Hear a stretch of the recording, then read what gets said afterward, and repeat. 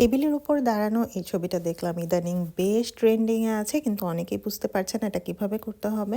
কোনো অ্যাপ লাগবে না, তো তার জন্য প্রথমে যেতে হবে গুগলে, দেন জেমিনি টাইপ করবেন। আমার অলরেডি টাইপ করা ছিল, বাট আমি আবারও টাইপ করে নিচ্ছি আপনাদের বোঝার সুবিধার্থে। দেন জেমিনিতে যাওয়ার পর দেখবেন এরকম একটা ব্যাকগ্রাউন্ড আসবে।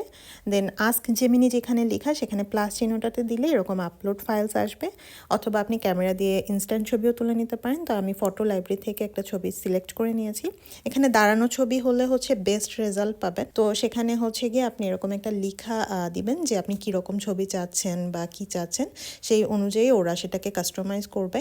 আমার যেহেতু লেখাটা অলরেডি লেখা ছিল, সো আমি জাস্ট কপি করে পেস্ট করে দিয়েছি। এই লেখাটা আমি কমেন্ট বক্সে অ্যাড করে দিব, চাইলে সেখান থেকে আপনারা কপি পেস্ট করে ব্যবহার করতে পারেন, অথবা আপনারা আপনাদের মতো করে যে কোনো কিছু লিখে সেখানে কমেন্ট করতে পারেন। ওরা সেভাবেই কাস্টমাইজ করে দিবে আপনার ছবি। তো আমার ছবিটা অলরেডি রেডি হয়ে গিয়েছিল, বাট আমার হঠাৎ করে মনে হলো যে আমি এখানে আমার ব্র্যান্ডের নামটা ইউজ করব। তো আমি ওদেরকে বলেছি যে আমার বিউটি বাই সামান্থা নামটা পেছনে ব্যানারে লিখে দেওয়ার জন্য। সো সেটাও ওরা পরে করে দিয়েছে। তো আপনি এখানে যে কোনো কিছু ওদেরকে কমেন্ট করবেন, মানে যে কোনো কিছু অ্যাড করতে চাবেন, আপনার ব্র্যান্ডের নাম হোক, আপনার নাম হোক, বা আপনার অন্য কোনো কিছু হোক, যে কোনো কিছু আপনি বলবেন ওদেরকে করে দেওয়ার জন্য, ওরা করে দিবে সেইভাবেই।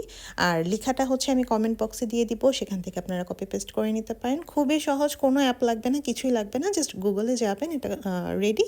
দেন উপরে যে ডাউনলোড বাটনটা আছে সেখানে প্রেস করে সেটাকে ডাউনলোড দিয়ে save two image or save two gallery করে দিলেই আপনার ছবিটা সেভ হয়ে যাবে। দেন আপনি আপনার সোশ্যাল মিডিয়াতে, আপনার ফেসবুকে বা যে কোনো জায়গায় ব্যবহার করতে পারবেন।